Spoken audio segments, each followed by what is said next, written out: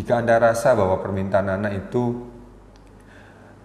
hanya membuat mencelakakan anak, tentu Anda jangan berikan. Contoh, berapa banyak orang tua memberikan mobil saat anaknya SMA. Saat anaknya SMA, sekolah di kota-kota besar, kemudian orang tuanya memberikan apartemen, kemudian orang tuanya memberikan mobil. Pertanyaannya, apakah secara emosi anak itu siap untuk menerima tanggung jawab itu?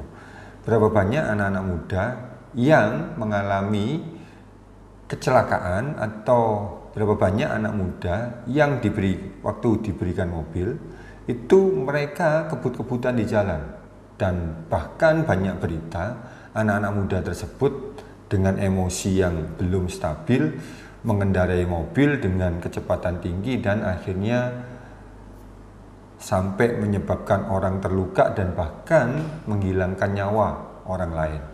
Tentu anak Anda akan bermasalah dengan hukum. Berikutnya lagi, anak nggak siap diberikan apartemen. Anda berikan apartemen, harusnya kalau memang ada boarding house, asrama itu lebih baik karena ada pengawasan dari pihak asrama. Tetapi kalau anak Anda tidak siap tetapi Anda memberikan apa yang dia inginkan, akhirnya diberikan apartemen. Berapa banyak apartemen anak-anak muda dipakai untuk pesta sabu atau bahkan kegiatan misalnya kumpul kebo dengan pacarnya. Pertanyaan saya, apakah itu membuat anak Anda lebih bagus? Tentu tidak, karenanya tidak semua keinginan anak-anak Anda bisa Anda penuhi. Anda harus berani mengatakan tidak untuk apa yang anak kehendaki. Gimana Pak kalau anakku protes? Anda ini orang tua, masa kalah dengan anak yang protes? Ya, bagaimana Anda memberikan penjelasan kepada anak? Andalah orang tua, Andalah yang mengendalikan anak, bukan anak yang mengendalikan Anda. Atas nama cinta sekalipun, tidak bisa demikian. Anda orang tualah yang memegang kendali, yang memegang aturan, bagaimana aturan dan kendali Anda itu dijalankan oleh sang anak. Dan Anda juga bisa menjawab dengan kata belum waktunya.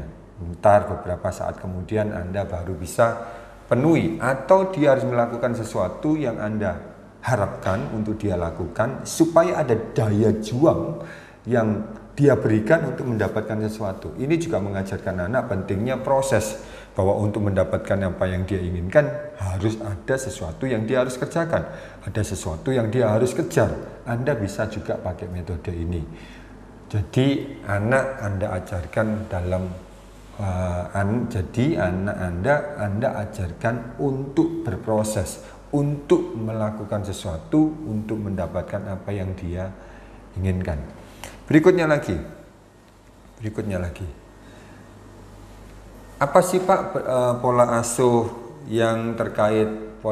lain yang terkait dengan yang namanya memanjakan? Yang berikutnya adalah Anda tidak mengizinkan, banyak orang tua tidak mengizinkan anaknya kecewa atau mengalami kegagalan. Nah, ini juga orang tua selalu ingin melindungi anaknya. Dia nggak kepingin anaknya mengalami kegagalan. Dia nggak ingin anaknya mengalami yang namanya kesulitan. Misalnya sewaktu ada PR atau ada ujian. Maka banyak orang tua juga yang memakai guru les, yang notabene guru les itu adalah guru anak itu di sekolah. Tujuannya adalah sewaktu ada ujian yang diberikan oleh guru tersebut, sewaktu Anda memberikan anak Anda kepada guru tersebut dan Anda juga berbaik dengan guru tersebut, Anda berharap anak Anda waktu ujian dapat nilai yang bagus. Bahkan di kota-kota besar tidak lepas dengan yang namanya joki. Apa itu joki? Mereka berusaha mencari soal-soal yang akan muncul sewaktu ujian dengan membayar nilai tertentu supaya anak mereka dapat angka yang baik. Ini juga satu tindakan yang memanjakan anak, yaitu supaya anak mendapatkan kemudahan, supaya anak mengalami yang namanya keberhasilan dengan cara yang nggak tepat. Nah, kalau ini Anda lakukan, maka anak belajar anak akan belajar mencari jalan termudah, bukan jalan yang benar, bukan proses yang seharusnya, tetapi anak belajar shortcut, menghalalkan cara. Nah, ini tidak tepat. Kemudian juga pola yang memanjakan adalah salah satunya menghindarkan anak dari tanggung jawab atau kewajiban.